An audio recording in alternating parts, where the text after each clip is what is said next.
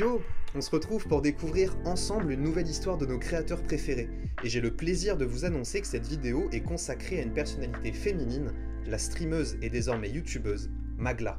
Mesdames et messieurs, c'est parti pour ce 6e épisode de l'envers du fond vert.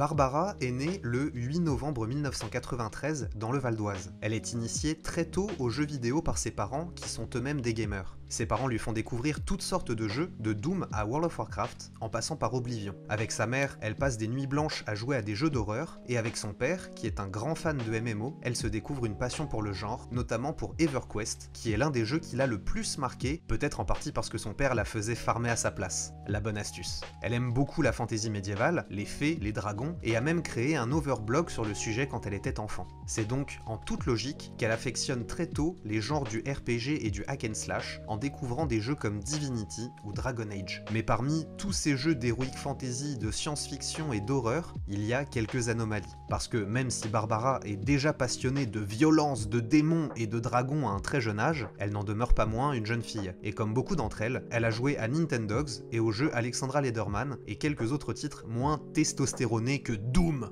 Mais ça n'empêche pas la petite Barbara de rester fidèle à elle-même et d'hurler sur son poney de compétition pour l'encourager comme s'il était réel. Avec son petit frère Bastien, elle découvre les joies des jeux de combat, mais aussi des jeux de coopération, bien qu'ils passent plus leur temps à se chamailler qu'à s'entraider. Comme avec la plupart des petits frères et petites sœurs, elle doit partager ses consoles et son temps de jeu. Mais vu que les parents sont des gamers, ils ont l'intelligence de leur acheter des jeux qui leur permettent la plupart du temps de jouer ensemble plutôt que l'un après l'autre.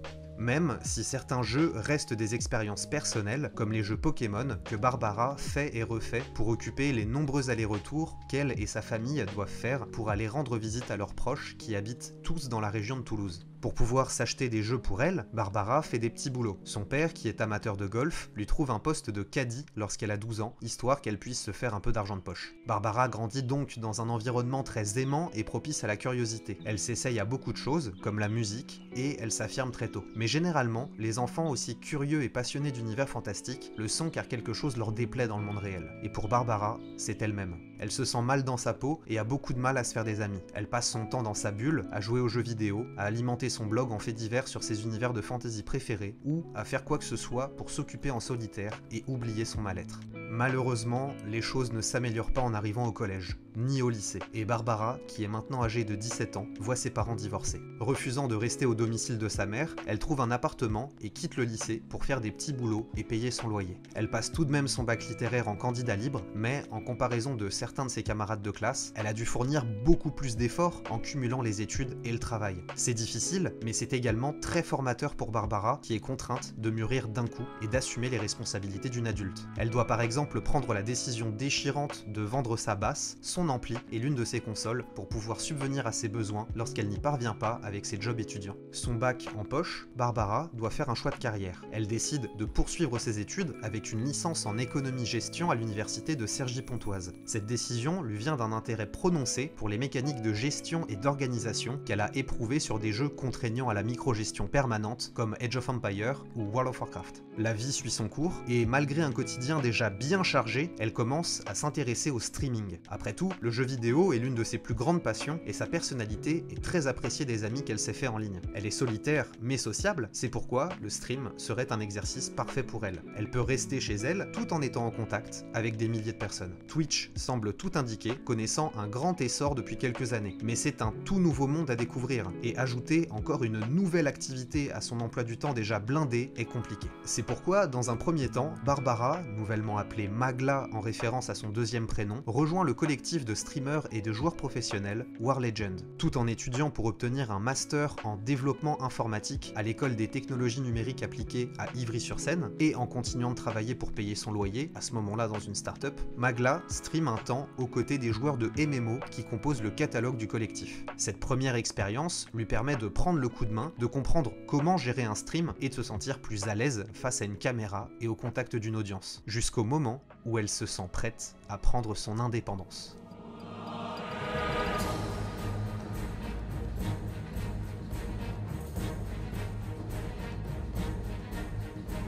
Magla crée une chaîne YouTube le 3 août 2016 et une chaîne Twitch le 28 décembre de la même année. Rapidement, son profil retient l'attention des quelques viewers qui suivent ses lives et ses vidéos. Le nombre de follow sur Twitch augmente petit à petit, étant surtout attiré par le personnage de Magla, son humour et son univers. Elle adore streamer, à tel point qu'elle a du mal à s'en passer, allant parfois jusqu'à streamer 10 heures consécutives, principalement des jeux d'horreur comme Through the Woods ou The Evil Within. Sa popularité sur Twitch va brusquement augmenter lorsque d'autres streamers et youtubeurs comme Jill et Master Snaku, qui font désormais partie de ses amis, commencent à faire la promotion du contenu de Magla. Ce qui fait que l'année 2018 qui va suivre a été décisive dans sa carrière sur Twitch. En janvier, ses streams quotidiens comptabilisent en moyenne 300 à 400 viewers et ses chiffres augmentent régulièrement. En juillet, elle est recrutée par la web TV Le Stream, détenue par Webedia, pour faire des émissions plateau et des lives. C'est par ce biais qu'elle fait la connaissance d'autres streamers comme Ponce, Max Hildan, Hugo Délire et Trinity. Mais malgré son emploi du temps occupé par le stream, Magla continue tout de même de streamer très régulièrement sur sa propre chaîne Twitch. Et enfin, en novembre 2018, c'est la consécration, puisque Magla participe à son premier Z-Event organisé par Zerator et est découverte par un grand nombre de viewers. L'ascension de Magla est fulgurante. Mais son succès naissant ne lui vaut pas que des louanges, puisque qui dit plus grande audience, dit également plus de commentaires négatifs. La chaîne Twitch de Magla comptabilise plusieurs milliers de followers à ce moment-là, et les critiques de certains se font de plus en plus présentes sur les réseaux à coups de remarques sexistes. Il ne faut pas oublier que le milieu du jeu vidéo, et avec lui celui du streaming, sont encore malheureusement majoritairement masculins et parfois machistes, et que toutes ces remarques désobligeantes, fondées sur le sexe d'une personne, ont un impact énorme sur sa confiance en soi et sa santé mentale en général. Il est parfois tellement plus simple de garder nos opinions pour nous, plutôt que de risquer de blesser les autres, et la vie d'un internaute anonyme a beaucoup plus d'impact qu'on ne le pense sur les créateurs. Bref, tout est une histoire d'altruisme et de bonne volonté. Aimez-vous, bordel. Nous sommes en 2019. Cela fait maintenant 3 ans que la chaîne Twitch de Magla existe et qu'elle stream presque quotidiennement, parfois sur de très longues durées et sans prendre de pause. Vu qu'elle fait un métier passion, elle ne voit pas le temps passer et repousse sans cesse les heures de coupure des lives jusqu'à ce qu'à 26 ans, Barbara sent que son corps commence à lui faire payer ses excès. En plus, les critiques continuent d'affluer, et toujours en plus grand nombre. Les détracteurs redoublent d'efforts pour lui nuire, et malgré sa forte personnalité et tous les efforts qu'elle met en place, ça commence à devenir difficilement supportable, jusqu'à ce que ce soit le burn-out. Il faut prendre une décision, et il faut que ce soit la bonne. Barbara décide évidemment de se battre, et de faire ce qui doit être fait. Elle se remet au sport, et prend du temps pour elle, afin de retrouver un rythme de vie plus sain, et de pérenniser son activité de streameuse, qui est désormais sa profession. Sa chaîne Twitch devient une chaîne de multigaming, et elle fait de son mieux pour retrouver le plaisir de streamer. Une année passe, jusqu'en mars 2021, où plusieurs actualités s'ajoutent à la liste déjà longue des 4 années d'activité de la streameuse. Magla participe à sa première vidéo en collaboration avec Squeezie, le 2e épisode de l'Académie des Cancres. Parallèlement à ce projet, elle signe un contrat de sponsoring avec la marque Full Life, qui crée des vêtements pour gamers, et voyant la quantité de contenu créé sur Twitch au fil des lives, elle décide de relancer l'activité de sa chaîne YouTube en y publiant des best-of issus de ses streams. Tout ça, juste sur la période du mois de mars. Grâce à tous ces efforts, la chaîne Twitch de Magla cumule désormais plus de 500 000 followers, et elle fait partie des rares femmes dans la liste des streamers français les plus suivis en 2021. Tout pourrait aller pour le mieux, mais quelque chose vient à nouveau noircir le tableau. En septembre 2021, Magla dénonce des comportements inappropriés à son égard, que ce soit sur les réseaux sociaux ou dans la vie de tous les jours. À cela s'ajoute le doxing et le harcèlement moral qu'elle subit quotidiennement, sans compter l'utilisation de deepfake par certains de ses harceleurs. À tel point qu'en décembre, elle doit régulièrement aller au commissariat pour porter plainte contre des internautes qui la menacent de mort, ou encore de tuer son chien. Voyant que ça commence à prendre une ampleur de malade, plusieurs streamers interviennent pour défendre Magla et sensibiliser leur audience à la lutte contre le cybersexisme et le cyberharcèlement. L'enfer que vivait Magla à ce moment-là a continué jusqu'en 2022, car si les comportements déplacés envers les femmes sont malheureusement communs sur internet, cette période a connu des événements particulièrement intenses pour la streameuse. L'un de ses harceleurs les plus virulents est allé jusqu'à lui envoyer des dizaines de messages par jour et des photos de ces murs sur lesquels il écrivait le nom de Magla avec son propre sang. L'homme a déjà fait plusieurs séjours en prison et a des antécédents psychiatriques, ce qui ne fait qu'augmenter l'angoisse qu'elle ressent. Voyant ses plaintes refusées par la police, parce que ça se passe sur internet, ça va, c'est pas grave, Magla désespère, ayant été humiliée et ignorée par la justice, et vivant dans la peur de trouver un jour un tueur chez elle en poussant la porte, jusqu'au moment où le destin va jouer en sa faveur. Lorsqu'une magistrate qui s'intéresse au dossier de cet homme cherche qui est Magla, dont le nom est mentionné à plusieurs reprises, elle tombe pile sur un live qui parle du harcèlement qu'elle subit. À ce moment-là, les choses se débloquent, et elle peut enfin porter plainte. Mais pour ça, elle doit se rendre au commissariat de la ville où réside son harceleur. Imaginez le niveau de stress et la peur de le croiser au détour d'une rue. La plainte est déposée, puis plus aucune nouvelle de cette affaire. Jusqu'à un mois plus tard, où Magla, qui vient de débuter ses vacances, découvre un article concernant la condamnation de Jeff, l'auteur du harcèlement, qui écope d'1 an de prison, dont 6 mois ferme.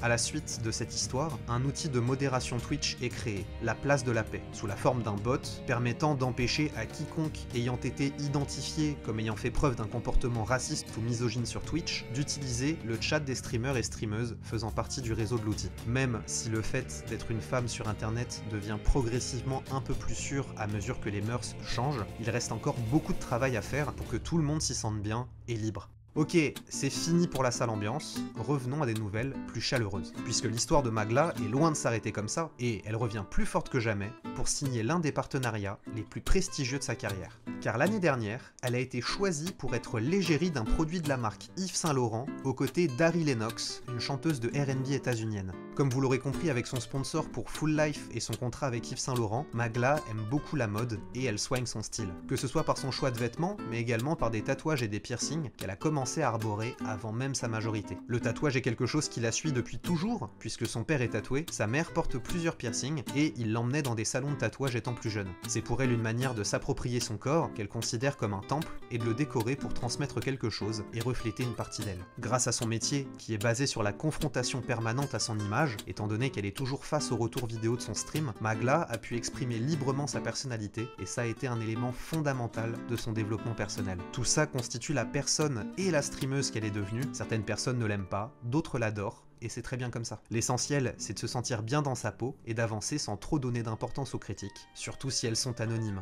C'est donc, après un grand nombre de retournements de situation et de bonnes nouvelles, que se clôt l'année 2022. Et comme pour prendre un nouveau départ, Magla, qui publie désormais du contenu plus fréquemment sur sa chaîne YouTube, commence à faire des vidéos dédiées à la plateforme, à raison d'une vidéo par mois. Aujourd'hui, Magla a trouvé un équilibre entre sa passion, qui est aussi son métier, et sa vie privée. Elle est l'une des streameuses les plus suivies de France et peut se consacrer à tous les projets qui lui font envie. Elle fait très attention aux relations parasociales pour ne pas revivre des situations qui pourraient la mettre mal à l'aise, voire en danger. Lorsqu'elle est Magla en stream, elle garde une certaine distance et ne tolère pas qu'on s'immisce dans sa vie privée. À force de filtrage des propos haineux et de celles et ceux qui les profèrent, la communauté de Magla est désormais composée presque exclusivement de personnes aimables et venant pour passer un bon moment sur son stream. Ils lui permettent d'enfin pleinement apprécier l'aspect social de Twitch, qui lui a fait douter de sa volonté d'en faire sa profession à plusieurs reprises. Heureusement, les streameuses s'entraident dans les moments difficiles. Magla peut compter sur ses amis, Jill, Ultia, Horty, Bagheera et bien d'autres,